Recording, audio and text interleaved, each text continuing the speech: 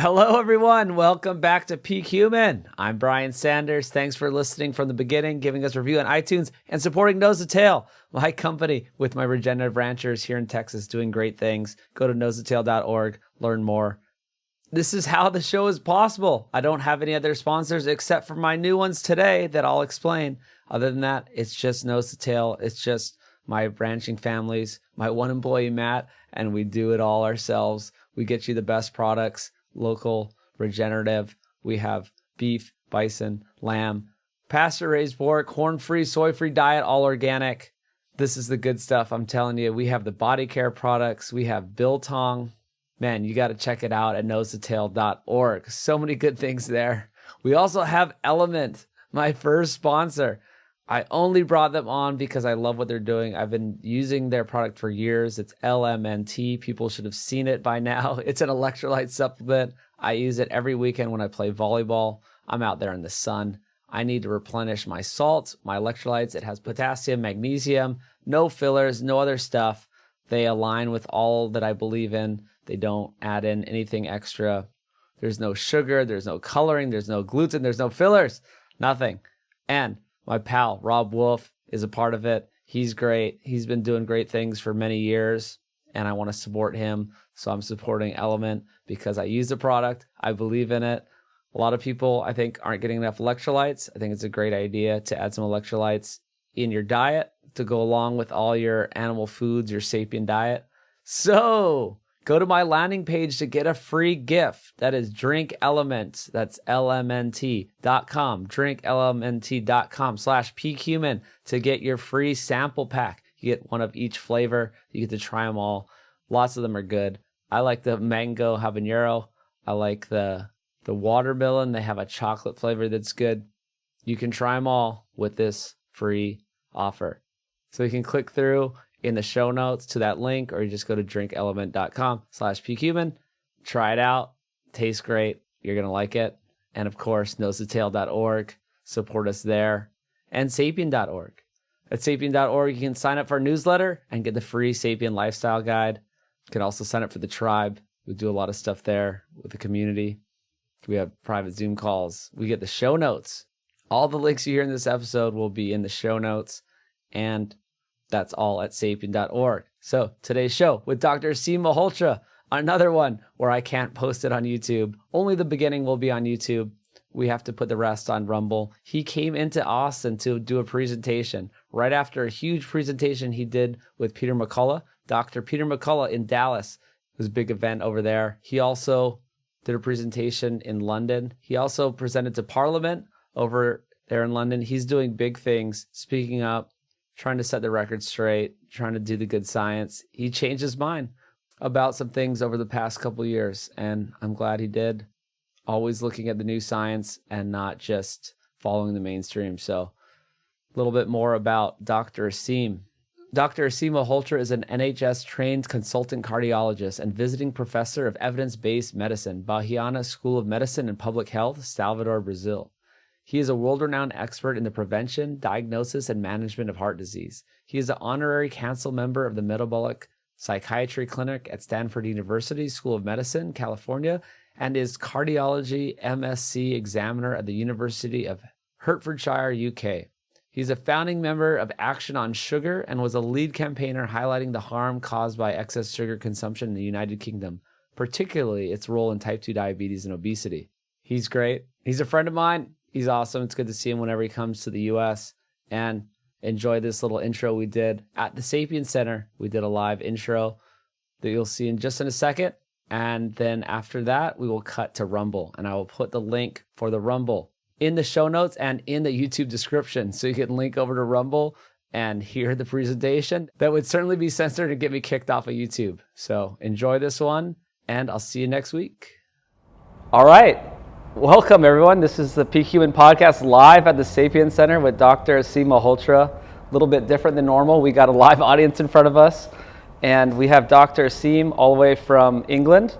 Are you living in London? Yes, North London. And what are you doing in town? So, two purposes. I came over for the first time. I've got relatives in California, so I came over for Thanksgiving. But the second half of my trip, which is ongoing right now, is really to spread the message around my advocacy work on cutting through the pandemic of misinformation on the mRNA vaccines through the principles of real evidence-based medicine, which is based upon my recent peer-reviewed publication in the Journal of Insulin Resistance. So I am basically speaking to people. I was recently on Tucker Carlson's show, just to try and get people thinking a little bit differently around what's been happening the last couple of years with this vaccine. So I notice you're being very careful about your words.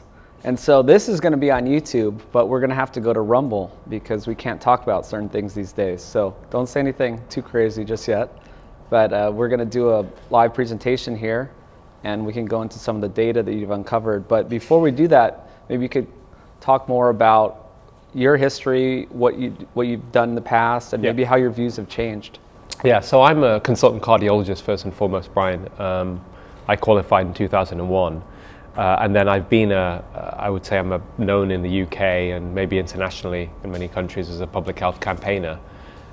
Initially, my main focus was on reversing the burden of chronic disease, the obesity epidemic, and going to the root causes of that. As a cardiologist, one of the things that I have exposed is that we have very flawed science behind the low-fat food movement, around this exaggerated focus on lowering cholesterol in terms of combating heart disease. So I've been involved in shifting the paradigm on the understanding of that, and that very much ties in with the root cause of the obesity epidemic in many ways. But simultaneously, I'm somebody that's a very strong advocate for ethical, evidence-based medical practice and informed consent. And that is a really big issue in regards to the fact we have a massively over-medicated population globally, right? Just to give some headline figures for people, the third most common cause of death now after heart disease and cancer is prescribed medications, what your doctor prescribes for you. So what does this all come down to? Ultimately, it comes down to how does it affect our mental and physical health, and the root causes behind the problem. The two biggest enemies or barriers for people actually being able to live the healthiest life they want are two massive industries, two big sort of corporate entities, big food and big pharma. And my journey, my uncovering the truth, has ultimately led me to conclude that those industries, big food and big pharma, are enemies of democracy. Seems to be enemies of individuals' health. And I mean, we've been talking about this for years on the Peak Human show, and yeah, I mean, you've been on it years ago talking about just the normal diet and lifestyle that Americans and the rest of the westernized countries have, and now it's going into all the countries that deteriorates health, and how you can use simple changes in your diet and lifestyle to kind of reverse that. And so, yeah, you've been speaking out on big platforms in the UK especially, so it's cool that you're here in the US doing some more of that. And yeah, I guess what's changed? I feel like in the beginning of this COVID thing, you maybe had a different opinion. Yeah, I mean, I think I've been quite outspoken during the whole of the pandemic. Initially, I think we had a discussion on one of your podcasts around highlighting the link between obesity and excess body fat, poor metabolic health, and poor COVID outcomes. And I did quite a lot of work in the UK to try and highlight that issue.